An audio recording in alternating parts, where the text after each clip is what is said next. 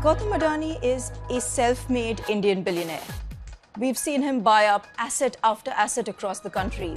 Ports, airports, power plants. Whenever he speaks about his group, he always says that his conglomerate's goals are aligned to India's goals. It is the belief in the India growth story that keeps the Adani Group going. As recently as just a few months ago, he was the second richest person in the world. To his critics, however, he's a more complicated figure. Political observers think Gautam Adani is very close to Prime Minister Narendra Modi. This was one of the hot topics when Narendra Modi came to power. On the morning of January 24th, about a couple hours after sunrise in Mumbai, journalists across the country were greeted with a large 100-page document from Hindenburg Research, in which it accused this empire of essentially stock manipulation and accounting fraud. There was an instant market reaction. In Adani companies, we're looking at losses of north of $130 billion. The last thing Modi wants is to be involved in any of this muck. There is no doubt that the government of India needs empire builders like Adani, but underlying all of that, there was a sentiment that if Adani fails, what happens to India's own ambitions?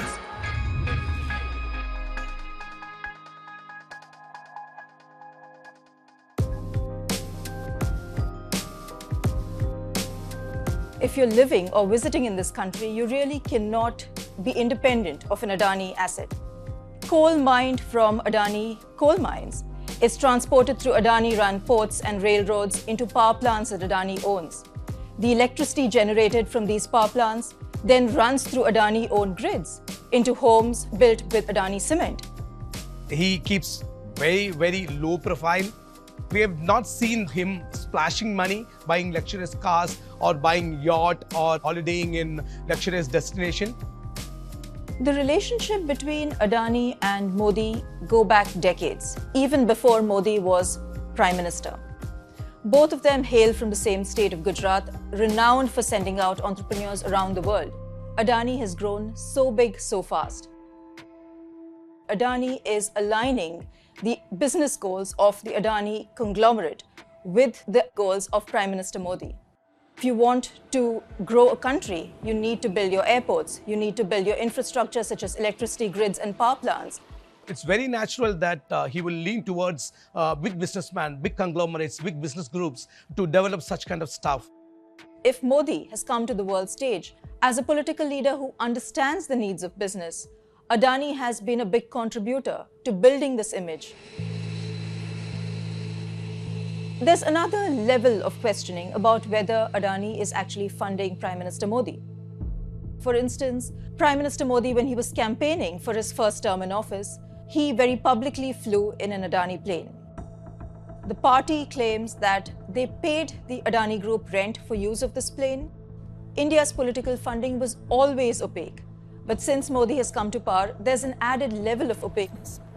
The Adani Group has repeatedly denied financial improprieties or receiving favors from the government. Hindenburg Research is a firm incorporated in New York City. It was registered by Nathan Anderson, who is what we would call a short seller. He exposes discrepancies in accounting with the intention, of course, of driving down stock prices. It was a very strongly worded allegation because it said it's the biggest con in India's corporate history. It wiped off more than $100 billion itself. One report and a few trading sessions has taken Gautam Adani from the top list of world's richest men. There were many allegations in the Hindenburg report against Adani. The main allegation was that people close to Gautam Adani used offshore shell companies to pump up the prices of stock in Adani's listed firms. He then, according to these allegations, used these pumped up share prices as collateral to borrow more money from banks. Bloomberg has investigated some of the funds. These are all Mauritius entities, a country known as a tax haven, that have little or no information on who are the beneficial owners of these funds, essentially where the money trail leads to. Well, billionaire Gautam Adani has published a lengthy rebuttal to allegations of fraud by short seller Hindenburg Research. The report is a malicious combination of selective misinformation, stale, baseless and discredited allegations. The fundamentals of our company are very strong. Our balance sheet is healthy and assets robust. When the Hindenburg report came out, there were several people in India, nationalists of course being among the forefront of these, who said that this was just an attempt to malign the image of India. Gautam Adani's conglomerate saying that any attack towards Adani Group is attack towards India's goals.